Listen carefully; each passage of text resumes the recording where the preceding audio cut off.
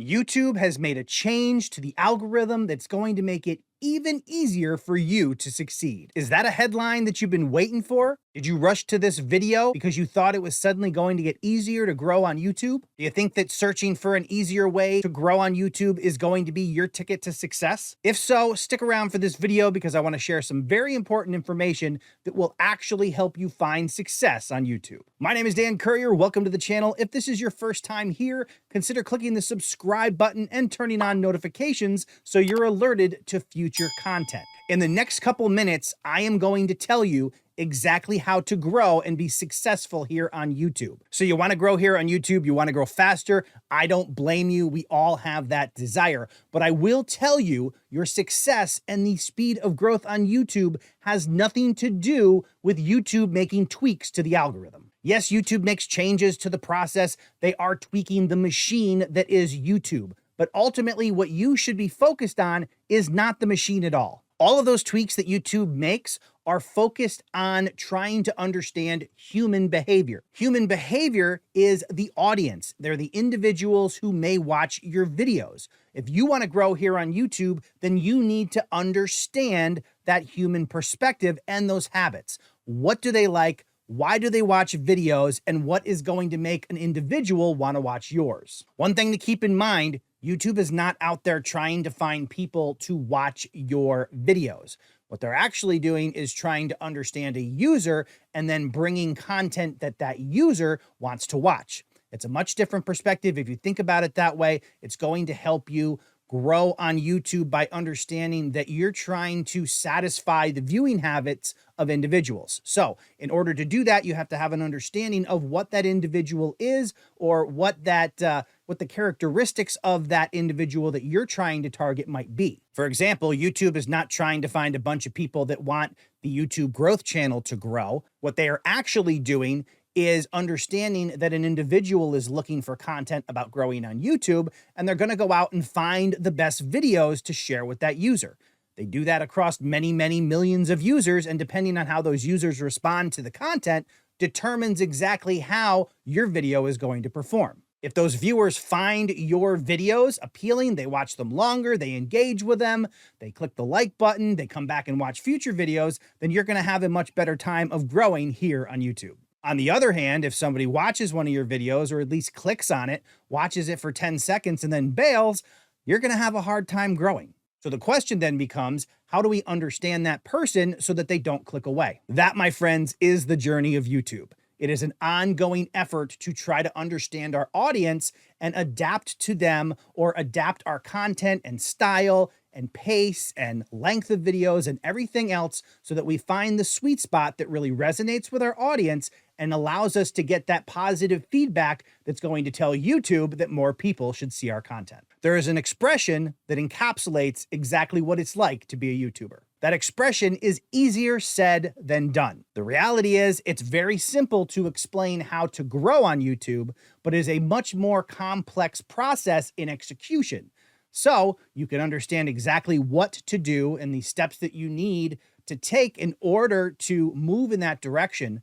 But ultimately, there are a lot of individual nuances that are going to affect the rate at which you grow, the success, how many people you're bringing in to watch your videos. And that process is definitely a journey. With all that said, I'm going to share a couple tips that will help you move in a positive direction, especially if you're just getting started here on YouTube. The first one, which may sound obvious, is start making content. It is so easy to get caught up in the what ifs of whether or not your video is going to be good that you never actually make any content. The people who are good at making content here on YouTube are the ones that have been making it. They have ugly videos up there that weren't good, but they learn on the job. They learn how to make a video, how to make it look good, how to make it sound good, and it's a evolution over time. But the only way that you can do that is if you're uploading videos. So number one, definitely upload videos. They're not going to be good in the beginning. Don't worry about it. The important thing is that you upload it and you get a feel for what that process is like to regularly upload content. The second step is to reflect on that content after it's up. Don't reflect on it before it's uploaded. Get it uploaded, then look back, watch your own videos and try to determine exactly what you could have done better. Make a note, and then the next time you make a video, try to implement that improvement.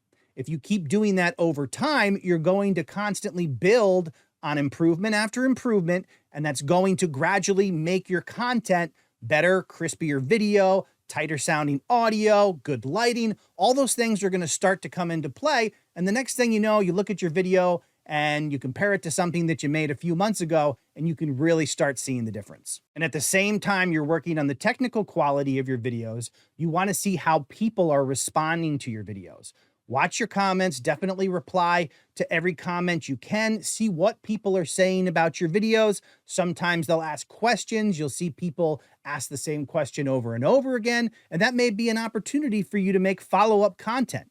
If you covered a particular topic and there's still outstanding questions and you see a theme in those questions, you can create another video that addresses those questions, and then you are directly responding to your audience and giving them the content they're telling you that they want to see. Another great thing you can do is always look for ways to include your audience in your content. That means if you see a good comment and you make a video that's a follow-up, maybe you highlight that comment and that user in your video. It's going to create a sense of community. It's going to let your viewers know that you're actually reading their comments, responding to them, and it lets other people know, hey, maybe I can get in a future video. Any opportunity you have to make it feel like a two-way conversation is definitely going to benefit you when it comes to creating a community around your content. Also remember that perfect is the enemy of good. There are going to be times when you are recording a video and something ends up not quite right. Like right now, I think my autofocus is being a little bit funky, but sometimes you just have to roll with it. Don't let that work just sit on your camera and never get uploaded. Just go with it, share it with your audience. Your audience will understand. And if they don't, what are you going to do?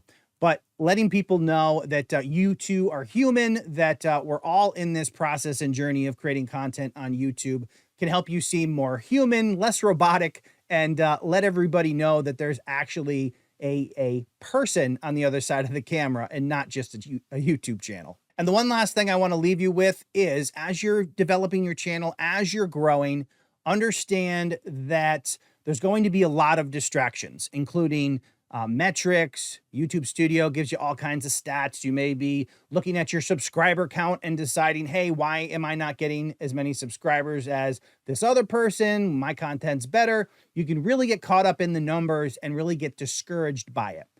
If you want to focus on any number at all, especially when you're starting out, focus on uploading 100 videos. If you upload those 100 videos and you commit to making an improvement with each one, at the end of those 100 videos, you'll be getting views, you'll be getting subscribers, and you will have a much improved ability to make videos that people actually want to watch and videos that they'll care about. By then, you will have a number of skills that you didn't have when you started, and you can start to peek at some of those other analytics to find patterns and understand your audience a little bit more. But if you don't want to get distracted, focus on that which you can control, and that's the number of videos that you upload. By doing that, you can stay on course for trying to improve, and then when you get to the end, you'll see just how much progress you've made. And hey, one of the ways I help keep this channel running is through my website, tubetemplates.com. That's where you can pick up affordable graphics that you can use when editing your videos. There's also subscribe watermarks that you can upload to YouTube itself to make your content look more polished and professional. There's graphics out there starting at just $4.95, so definitely check out tubetemplates.com. Thank you so much for watching this video. I hope you found it helpful. I will see you in the next video.